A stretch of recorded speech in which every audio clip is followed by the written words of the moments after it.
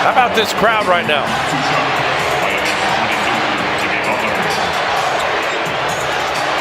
Do you hear what I hear?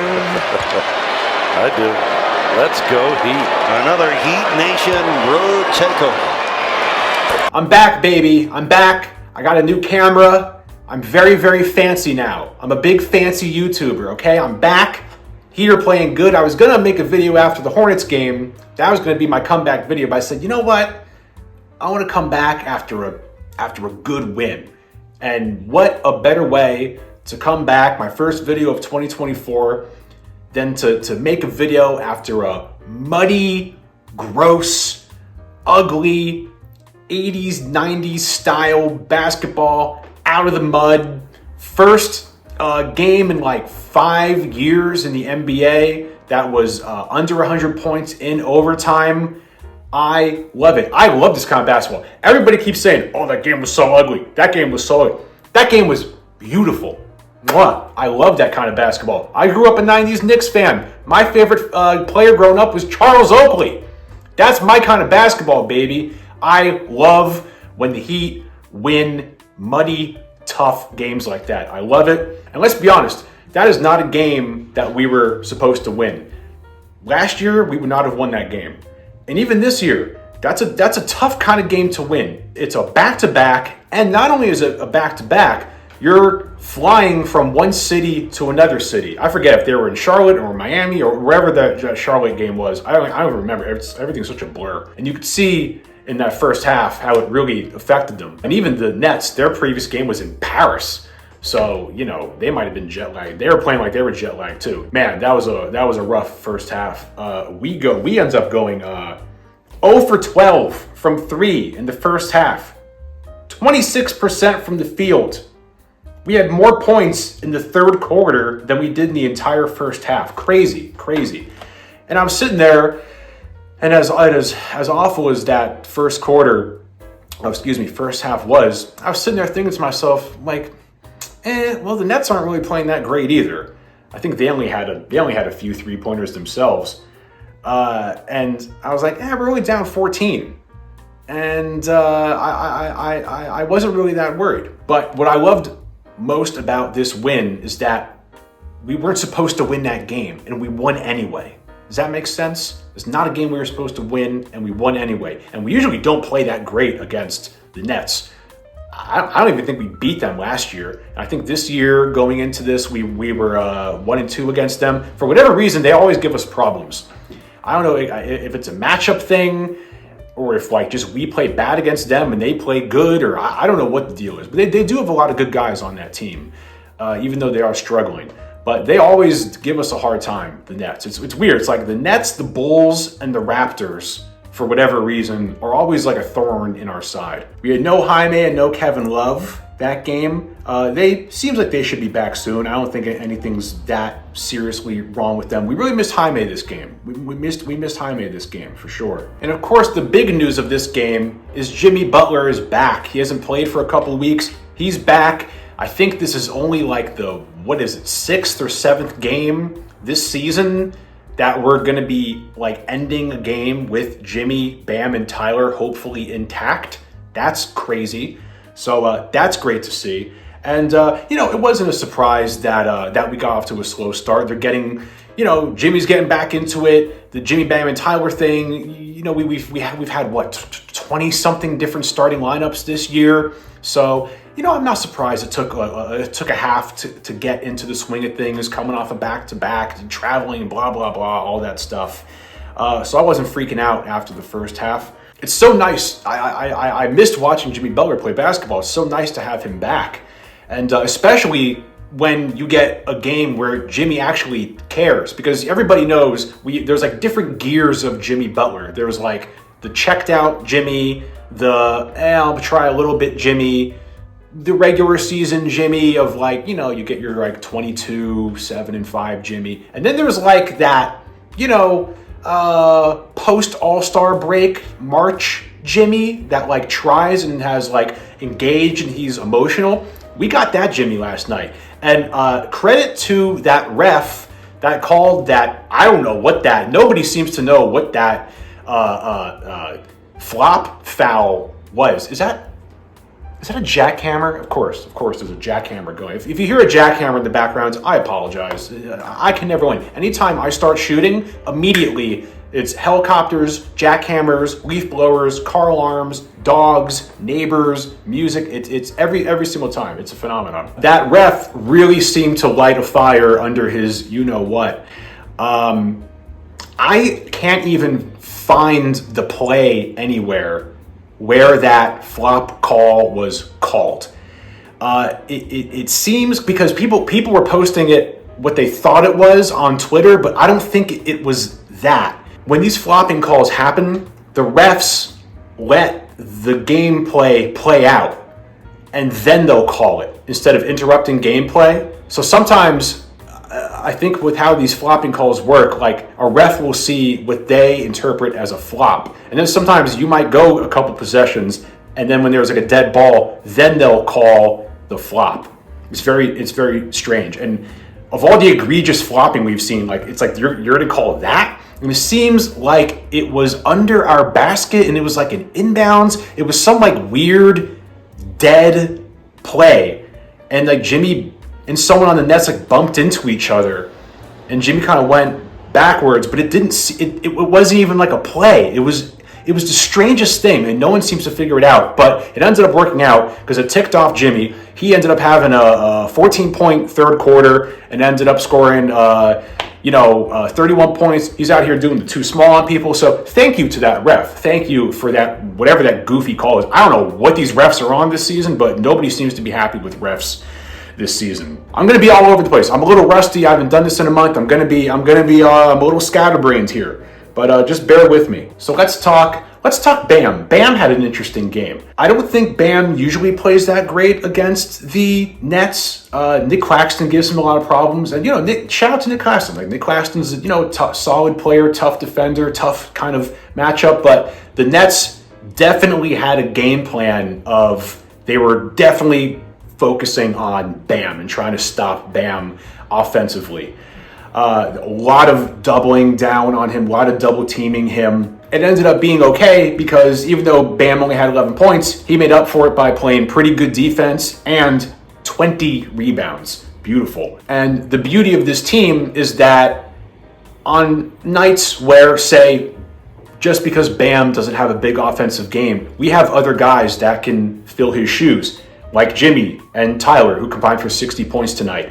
You can have, on any given night, that's the good thing about the depth of this team. On any given night, we have a whole bunch of guys that could easily go off for like a 20-ish point game. Like we didn't get a big game out of Duncan tonight. That's fine, and we still won. But against the Raptors, Duncan might go ahead and score 22 points. So that's a really nice luxury we have with this team. Whereas other teams, if one of their players, like their star player, has a bad night, forget about it. That almost spells like a loss for them. Just one of those Jimmy games, man. 8 for 12 from the field. 8 for 12 from the field, but gets 31 points. 15 for 16 from the free throw line. Amazing. Tyler, of course, 29 points, 11 rebounds. Awesome. Tyler, man, what a unique player. I think it's safe to say that he's kind of a polarizing figure amongst a lot of Heat fans. A lot of people are on the fence about him. They don't really know what to make of him. And look, Tyler, I often compare certain players to like an acid and a base. And when you have a team, you always have to find your identity, your chemistry, your dynamic, and all of that stuff. And a lot of that is balance. And Tyler is a very acid kind of player. Whereas you take a Jimmy, a Bam, a Kyle, very much a base kind of player, grounding. Gabe Vincent last year, very acid kind of player. And you need a balance because with Tyler, yeah, the shot selection is iffy at times. He can be frustrating at times. He might have games where he's not that great, or a half where he's really good, and then another half where he's not that good. And then he'll have a game where he's just incredibly amazing. And it can be a little frustrating. But you need it because there are times with this team where our offense gets very stagnant.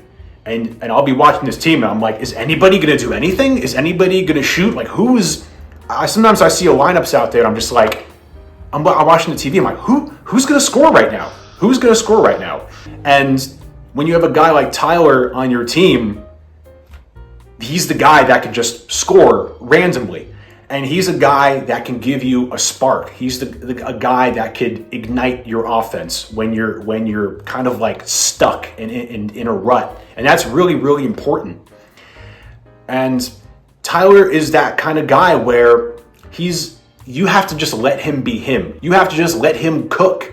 And that's kind of like a cliche, corny thing to say, but he's better when he's just like, go out there and play basketball how you know how to play basketball. And you need a guy sometimes that's going to play with a lot of balls. Like he's a ballsy player. He takes ballsy shots. He plays off of like a swagger. And you need guys like that. You need guys like that. And I think you saw last night how important a guy like Tyler can be. His first half was so. There was a couple plays where I was like, man, his shot selection sometimes is just like iffy. But then that third quarter comes around and it's at that point where it's like, all right, like, are we gonna like let go of the rope and forget about this game, or are we gonna like really dig in and try to win this game? And the kid comes down and hit, boom, back-to-back 3-pointers. After going, I think we were, 0 for 13, I think, at the top of that second half. Then he comes down and hits back-to-back threes, and then the rest is history. And that was Tyler. Tyler was the one who ignited that with those big shots. And I mean, the kid has, what do you have, like 5 one-footed running floater things? I mean, those are such hard shots. Those big threes in the end. I mean, he had, I think, 6 of our 8 points in overtime. Kid's an incredible player, man. He's an amazing player. And he can be a little frustrating at times, but I think when you have the right balance of him and Jimmy and Bam and everybody else, it really works. And you saw it work last night. But you have to just unleash him and let him be him. So we saw the first half. Everybody's whining about the first half. It's so ugly. It's so this. A lot of the reason why that first half came off so ugly is because we just weren't hitting shots. And, we weren't really playing coherent Miami Heat basketball yet. And then that third quarter came around, and Tyler hit those back-to-back threes, and then we were on our way. Jimmy hit a bucket after that. We're down to 8. We go on an 8-0 run. Jimmy hits some foul shots. We bring it down to 6. We were down 16 at one point. Now we're down 6. Tyler has a bucket, brings it down to 4. Now we're playing defense. We're having good transition offense. We're moving the ball around. We're hitting shots. And boom, just like that, we're playing Miami Heat basketball. We're playing to our identity, and we're right back in the game. It was beautiful. We end up going on a 19-3 run. Then that weird flop call happened, and then that really angered Jimmy. He ends up with a 14-point quarter. We end up winning the third quarter 37-24. Jimmy at this point had 24 points, 6 for 9 from the field, 12 for 12 from the free throw line. Beautiful. We go into the fourth quarter only down 1. I'm going to put in 2 highlights of Jimmy that it's just, man, it's just, I love when we get this version of Jimmy. And I really missed watching him play basketball. But there was the one where he just drives down the lane on the Nets and just takes on like 4 dudes and just bodies everyone. And I was just like, wow, man, I missed watching Jimmy play basketball. And then there was the other one, I think it was the fourth quarter, where he did the too small, which usually I usually find the too small thing, I think it's a little played out. I think it's a little corny, but if it's Jimmy Butler doing it, and especially in the context in which Jimmy Butler did it, I'm all for it. But then there's some players that do it, and I'm like, knock it off. I love that Jimmy did it, because when Jimmy's doing stuff like that, you know that he is engaged. And an engaged, pissed off Jimmy that actually cares about the game and wants to win, that's very dangerous. That's very dangerous. So the fourth quarter was just a tough grind of a quarter. We won that quarter 20-19. And the end of the quarter was a little controversial amongst some people. I didn't hate it all that much. Tyler was killing it with his floaters. Jimmy was having some big buckets. And then, things are tied. It's going down to the wire. And the Nets have the ball. Jimmy goes for the steal, which probably wasn't that wise. Tyler goes and helps out on Mikal Bridges, fouls Mikal Bridges. And a lot of people were whining about that foul. And I was like, well, he's either going to score or you foul him, and then maybe he'll miss a free throw. So I didn't hate that Tyler fouled him. He tied it at 88, and then the other controversial thing among some people was Jimmy's shot. I didn't hate Jimmy's shot at the end. Sometimes I'm on the fence with Jimmy, like forcing the hero shot. Sometimes he's said in interviews before, that's just his thing. He's going to take those shots, and there's nothing you're going to do about it. Sometimes he hits them, sometimes he doesn't. I'm not going to lie, I like Tyler shooting those shots in those instances too, because Tyler, he's got that ice cold thing about him. He likes hitting big shots, and he likes taking big shots. And we saw that in the fourth quarter, and we saw that especially in overtime. Because overtime got dicey. I mean, it got dicey in the end of that fourth quarter too. I mean, there was a couple possessions there where, it could have gotten away from us. But then it got real dicey in overtime. Nets started off with a quick 5 points. We're down 5, and then boom, Tyler hits a 3. We're down 2. Then we go down. I think we go back down 4. Tyler hits another 3. Then we're back down 1, and you saw the rest. If you haven't, go on the NBA YouTube channel. They have an uncut version of the last. I think it's like the last 3 minutes of regulation and overtime pieced together. It's awesome. If you haven't gone to see it, go watch it. It's fun. I'm not going to break down every single thing that happens, but Jimmy hit some big free throws in the end, and we played great defense.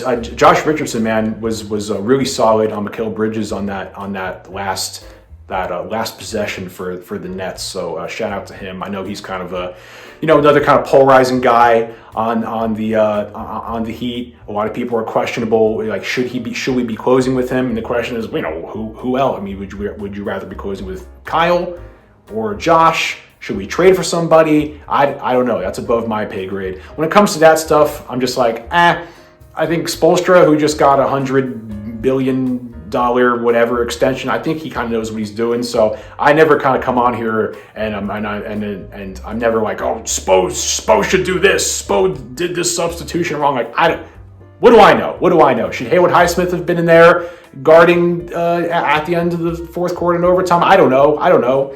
You see the name of this channel. So anyway, I'm rambling. I'm rambling way too much. I'm a little rusty. I haven't posted a video in a month. I'm a little rusty. So I'm rambling a lot in this video, so bear with me. We got a few more games coming up that are definitely winnable, especially since we're getting healthy. I mean, dare I say, within like the next week or two, we might be 100% healthy, because there's a certain game looming upon the horizon. I think we have, who do we have? We got the Raptors, Hawks, I think the Magic again. But then there's a game looming upon the horizon. Celtics. That's the game that I'm really, really thinking about. Because that's when we stake our claim. I can't wait for that Celtics game. And I'm pretty sure it's in Miami too. That's it. We're sitting pretty. We're in pretty much tied for 4th in the East right now. Looking good. Much better place than we were last year. I think this time last year, I think we were maybe 500, something around there. Now we're 8 games above 500. And that's it. Go Heat, baby. Let's go.